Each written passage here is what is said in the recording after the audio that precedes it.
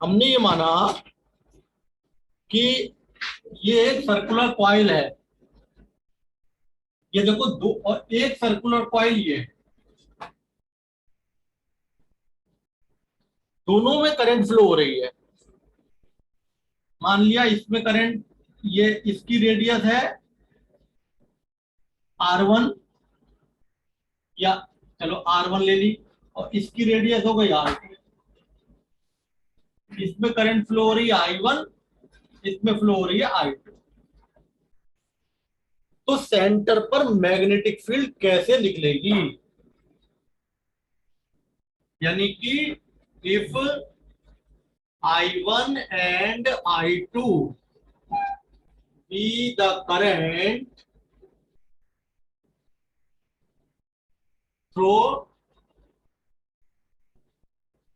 two concentric coils of radius R1 and R2 respectively.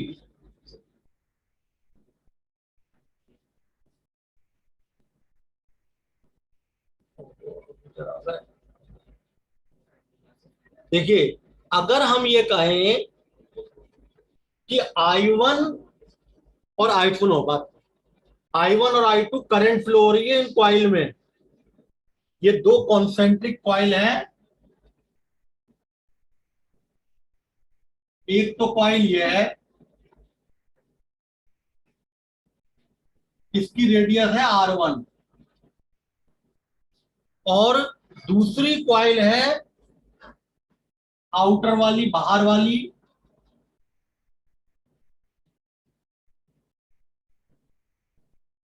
इसकी जो इसमें करंट फ्लो कितनी हो रही है I2, इसकी रेडियस है R2।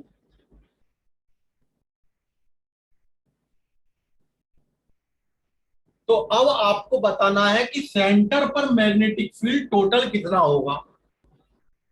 कैलकुलेट मैग्नेटिक फील्ड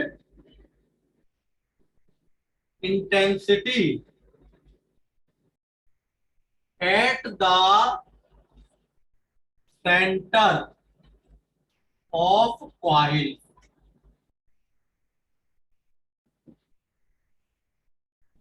तो देखिए इसमें क्या करेंगे, पहले सर्कुलर कॉइल वाला कंसेप्ट लग रहा है। तो इस वाले रिंग की वजह से सेंटर पर मैग्नेटिक फील्ड क्या होगी? Magnetic field intensity eight the centre of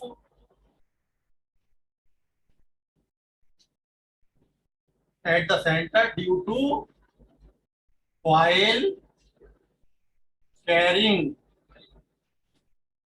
current I1।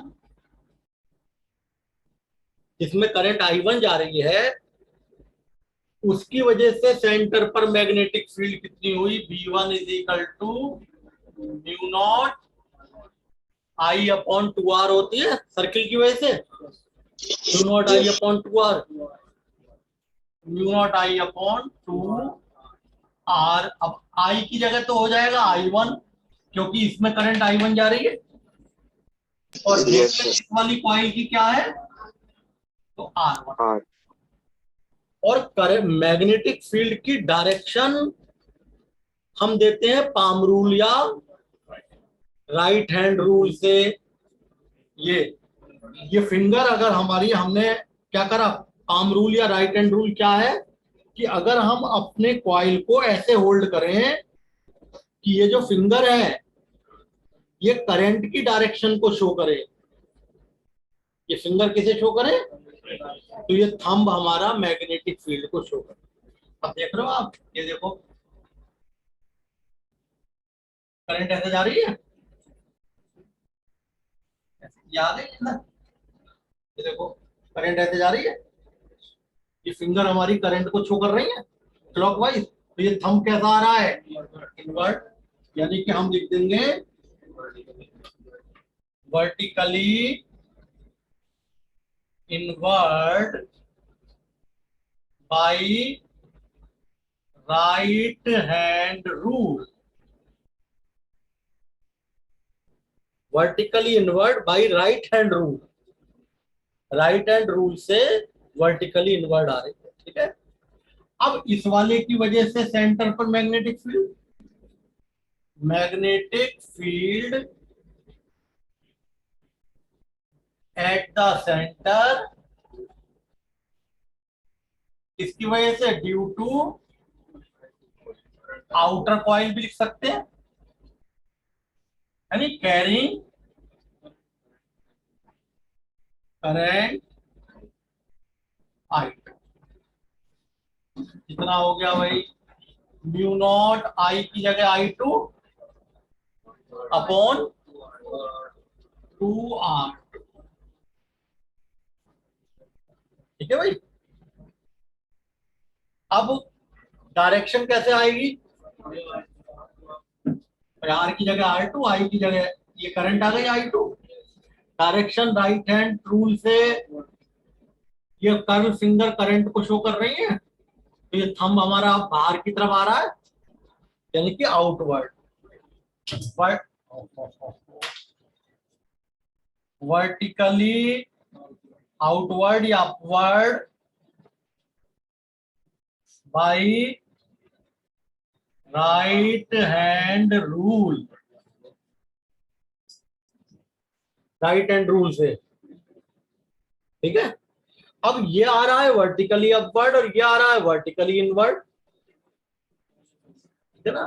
तो अब लेकिन जो भी ग्रेटर हो, तो नेट मैग्नेटिक फील्ड ऐसे नहीं पता लगेगी भाई, इसमें हमें ये तो पता लग रही है कि R2 बड़ा है R1 छोटा है, लेकिन हो सकता है करंट उतनी ज्यादा बड़ी हो, भाई आप ये कह सकते हो कि R2 is greater than R1, R2 बड़ा है तो इसकी मैग्नेटिक फील्ड कम होगी, मगर ये 100% सही थोड़ी है, हो सकता है इसकी I1 बहुत ज्यादा बड़ी हो, तो हम ये कहेंगे net magnetic field at the centre is क्या आ जाएगी, V1 माइनस V2, अगर V1 बड़ा है V2 से और V2 माइनस V1 अगर V2 बड़ा है V1 से, उसी हिसाब से नेट मैग्नेटिक फील्ड की डायरेक्शन आ जाएगी। अगर V1 बड़ा है V2 से तो टोटल मैग्नेटिक फील्ड की डायरेक्शन किधर आएगी, V1 के अलोंग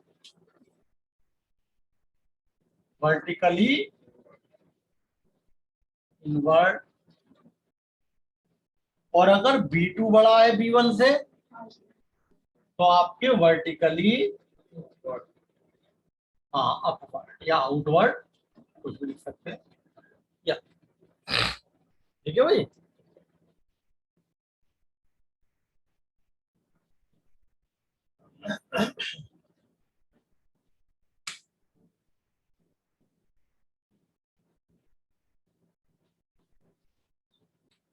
तो बच्चा उधर से ले ले सीधा है, ये लो इससे लोगे है, इस ग्रुप में डाल, देखिए भाई ये आपकी न्यूमेरिकल करते समय ध्यान रखना, ऐसा कोई भी न्यूमेरिकल भी है, न्यूमेरिकल प्रॉब्लम्स है तो ऐसे न्यूमेरिकल्स बनेंगे, ये अंदर वाली कॉइल में 2 एम्पियर की करंट फ्लो हो रही है, बाहर वाली कॉइल में 5 एम्पियर की करंट हो रही है फ्लो, रेडियस दी हुई है, सेंटर पे मैग्नेटिक फील्ड पूछ ले, तो अब आपका हो जाएगा क्वेश्चन इस टाइप का यस सर। है ना, जो ग्रेटर होगा, ये तो हमने बताया कि अगर ये तो कैलकुलेट करने के बाद पता लगेगा, अगर B1 बड़ा है B2 से तो B1 माइनस B2 करोगे, अगर B2 बड़ा है B1 से तो B2 माइनस B1 करोगे, क्लियर आ गया फोटो, देखिए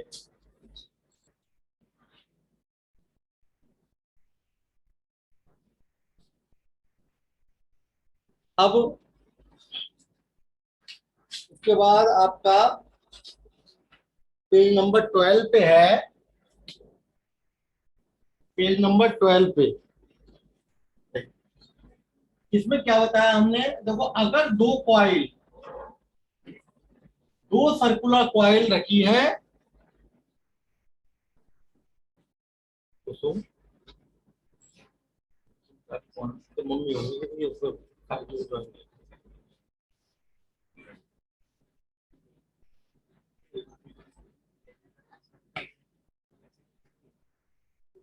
देखिए,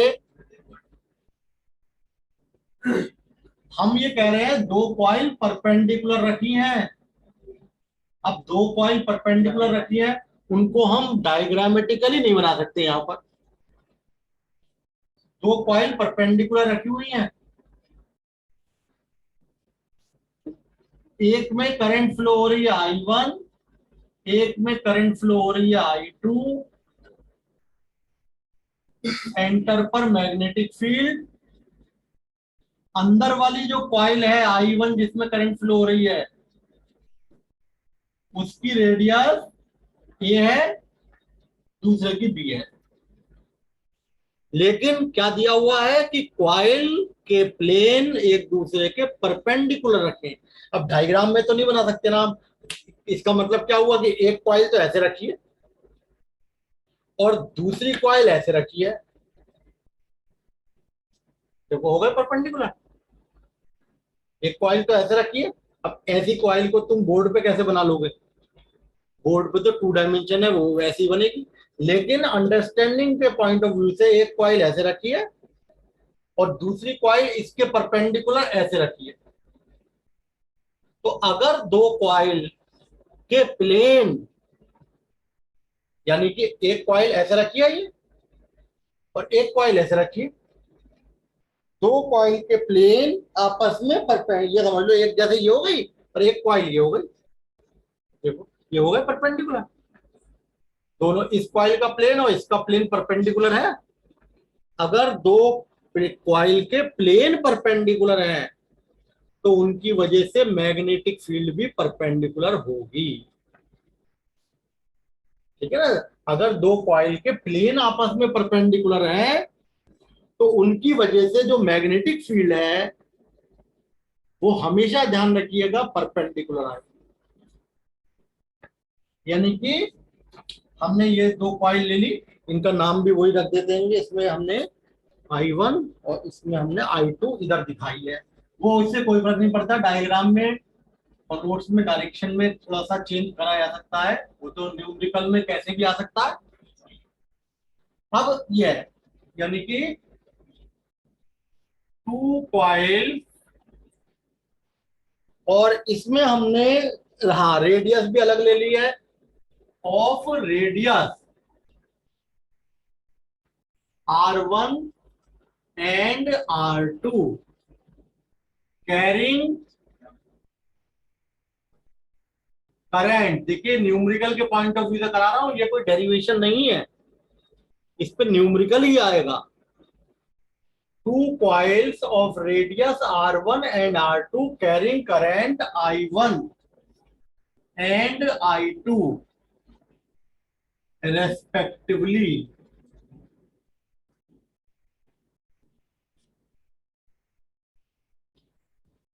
are placed there such that their planes are perpendicular to each other। कैसे रखें कि उनके जो प्लेन है वो परपेंडिकुलर हैं। Find magnetic field at their common centre. जो कॉमन सेंटर आ रहा है कॉन्सेंट्रिक, हम सेंट्रिक सेंटर एक ही है। तो देखो अब इसमें नोट करने वाली बात क्या है कि अगर दो प्लेन परपेंडिकुलर रखे हैं, हेलो, हाँ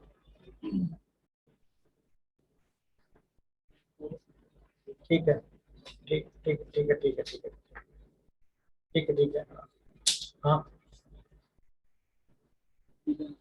हाँ ठीक भाई बात,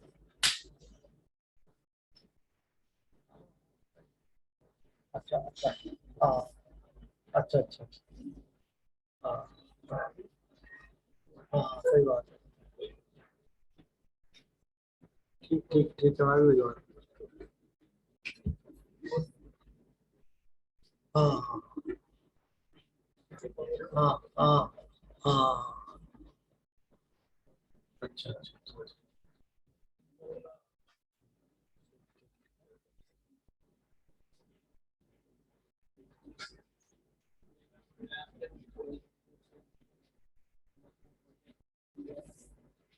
ठीक है, वो तो हाँ ऐसे होता है, दो दो चेक लेंगे, दो चेक, अच्छा तो ड्राफ्ट कर लेंगे, हाँ हाँ हाँ ड्राफ्ट करो, ठीक है,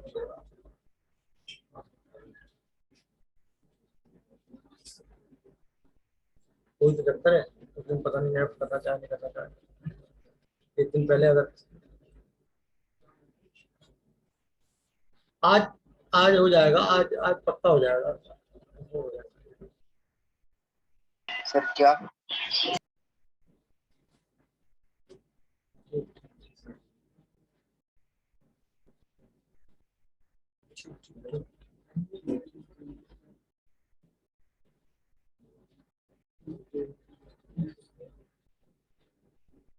देखिए भाई, अब हमने क्या नोट करा कि if plane,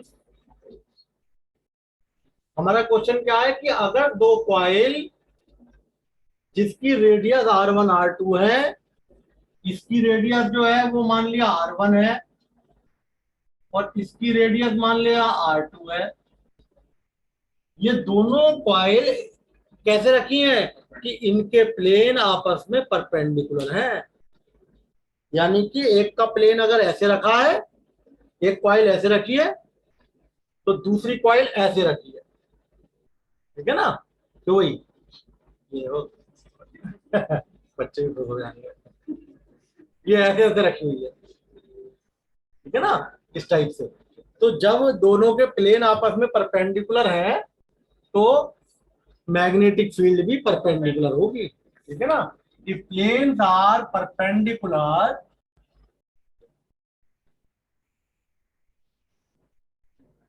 to each other, then magnetic field due to both coil are also perpendicular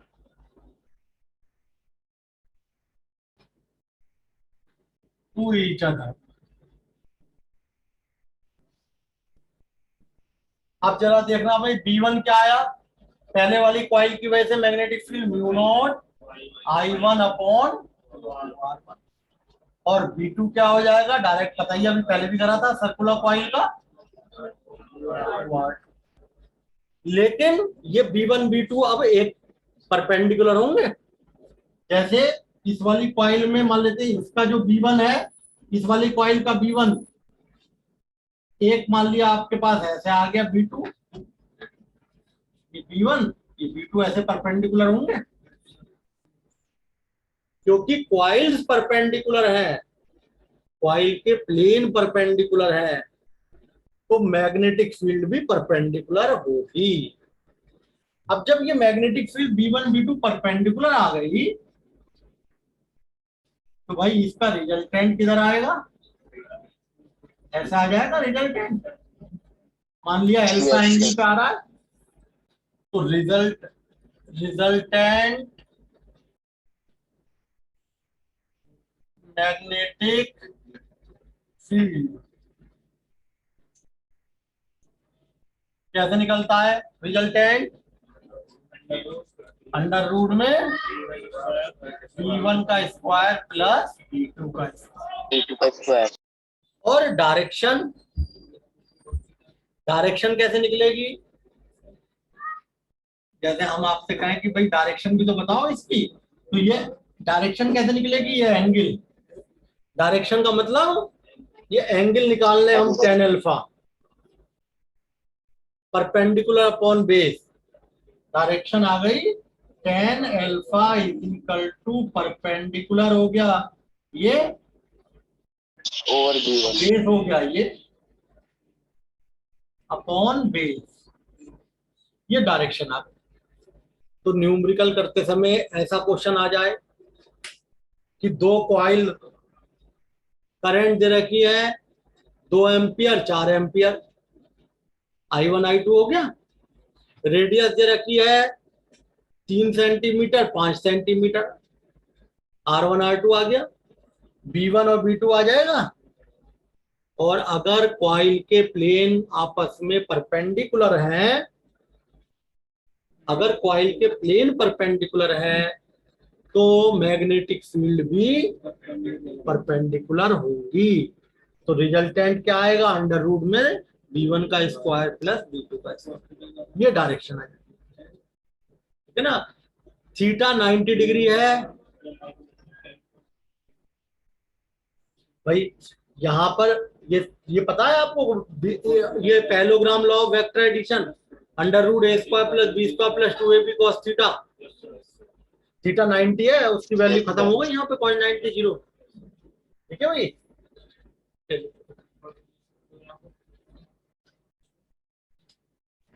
आप लोग दो चेयर ले लो, कुछ नहीं रहा वहां से दिख रहा है।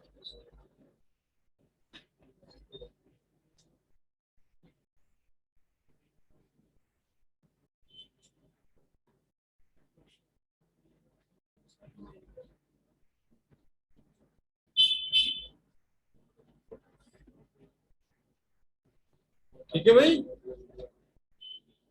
अब देखिए इसके बाद तीसरे टाइप की प्रॉब्लम जो कि डेरिवेशन की फॉर्म में है लेकिन न्यूमेरिकल है। न्यूमेरिकल अगर हम आपसे कहें कि एक हेक्सागोन है,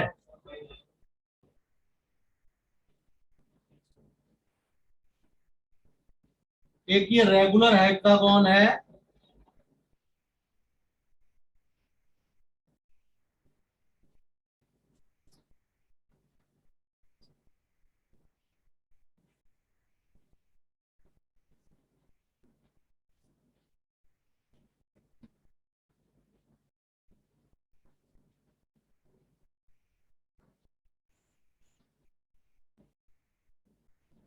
ये देखो एक हेक्सागोन है और ये हेक्सागोन की वजह से रेगुलर हेक्सागोन,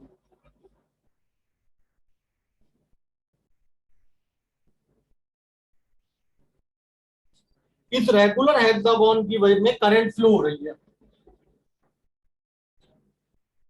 इसमें देख रहे हैं करंट फ्लो हो रही है, वायर जो है हमारा वो इस शेप में है, regular hexagon A B C D E F, current flow हो रही है आई, इसकी वजह से सेंटर पर मैग्नेटिक फील्ड निकालनी है। तो हमारा क्वेश्चन क्या है कि if current I flowing through a hexagon regular regular hexagon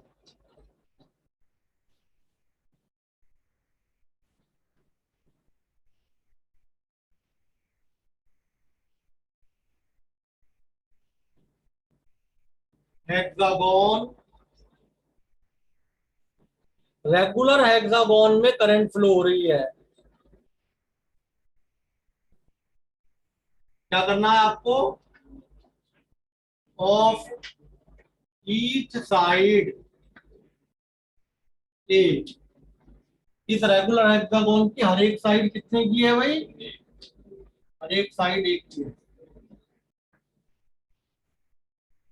find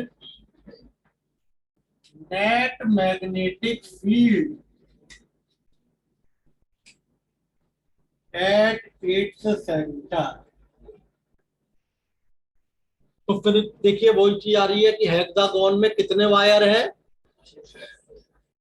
क्या क्वेश्चन क्या है हमारा कि अगर current I flowing through a regular hexagon, current जो है वो कहां फ्लो हो रही है?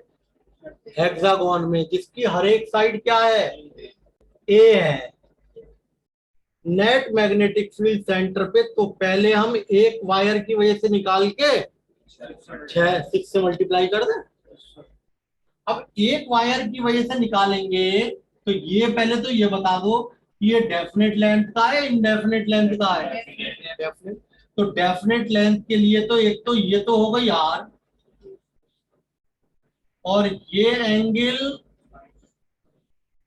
φ1 φ2 हो गया। ये हो गया φ1 और ये हो गया φ2। और हेक्सागोन में ये φ1 φ2 कितने के बनेंगे? ये हो गया φ1 और ये हो गया φ2। ये पूरा 60 डिग्री का बनता है, 6 6 या 360। तो magnetic field intensity at centre O due to one side A B of hexagon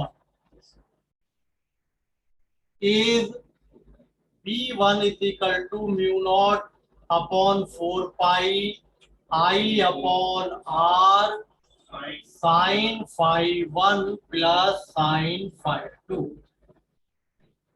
ठीक है भाई, क्या आ जाएगा?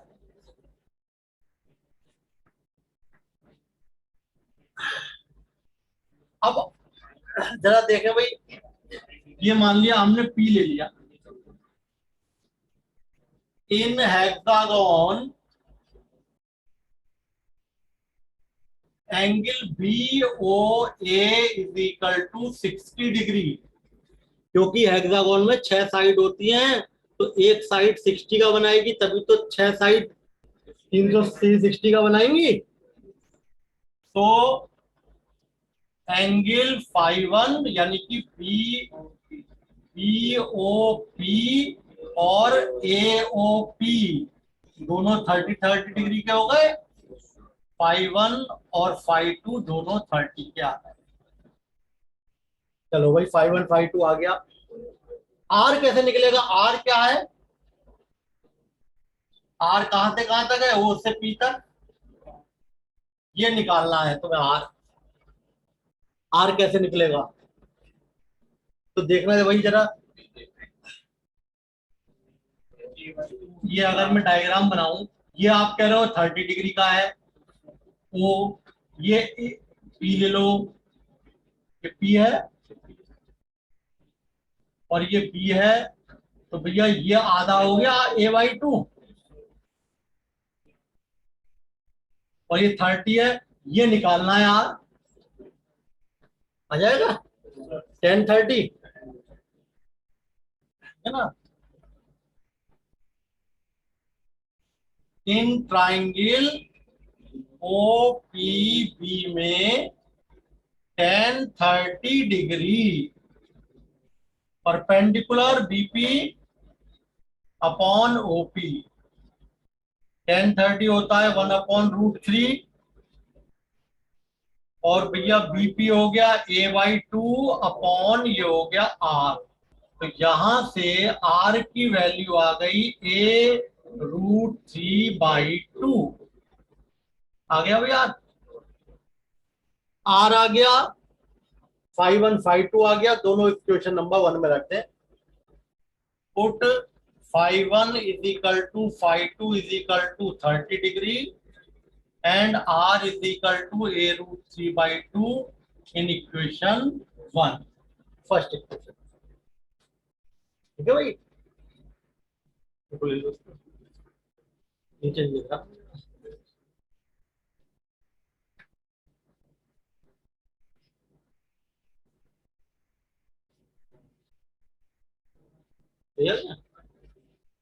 अब इक्वेशन नंबर 1 में रख दे।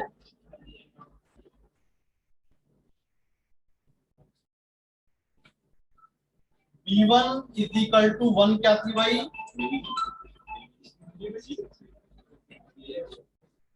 देखो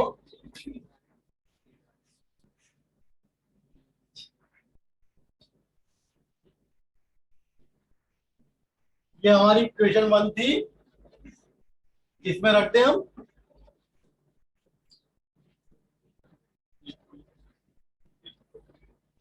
तो 1 में रखें mu naught upon 4 pi I upon R की जगह कितना है भाई? a root 3/2 sine 5 1 30 sine 5 2 30 degree. ठीक है भाई, तो ये आ गया mu naught upon 4 pi 2i upon a root 3 1/2 plus 1/2। और direction right hand thumb rule चलेगा इसमें। स्ट्रेट कंडक्टर है, ये हमारा थंब करंट की डायरेक्शन में हो तो ये curl finger magnetic line of force दिखाएंगी। ये मैग्नेटिक लाइन, अब ये जो O पॉइंट है ये किधर है? इधर, यहाँ है। तो यहां पर हमारी फिंगर नीचे जा रही है, यानी टेंजेंट कैसे आएगी? ऐसे आएगी, इनवर्ड, वर्टिकली इनवर्ड। आप लिखेंगे vertically inward by right hand thumb rule, यानी कि ये तो देखो कैंसिल हो गया, mu naught I upon 2 pi a root 3 और ये तो 1 ही हो गया। ये तो केवल एक वायर की वजह से आई, 6 वायर है तो 6 टाइम क्यों करेंगे? हो सकता है आपस में कैंसिल हो जाए। देखना जरा, इसकी वजह से वही आ रही है मैग्नेटिक फील्ड इधर, इसकी वजह से देखो करंट ऐसे फ्लो हो रही है। अगर इसमें करंट ऐसे फ्लो हो रही है तो मैग्नेटिक फील्ड, ये नीचे magnetic line of force tangent आ रही है नीचे, तो वही तो हर एक की वजह से इनवर्ड आ रही है। वैसे भी मैंने बताया था कि ये O पॉइंट इसके तो लेफ्ट में है, राइट में है, इसके लेफ्ट में है, और इसकी डायरेक्शन भी रिवर्स हो रही है। दो चीजें रिवर्स हो रही है, डायरेक्शन और साइड। तो net magnetic field at the centre is 6 time V1। V1 की ये वैल्यू रख दो उठा करके, mu naught I upon 2 pi a root 3 है।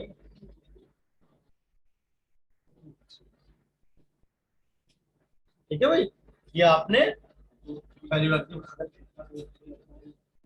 तो अब आप देखो इसमें क्या बच गया।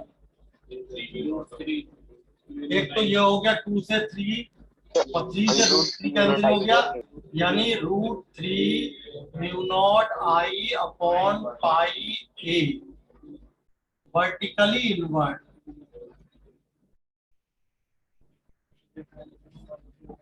क्या समझ? इस तरीके से डायरेक्शन आई। ठीक है बच्चों, तो ये हमने बताया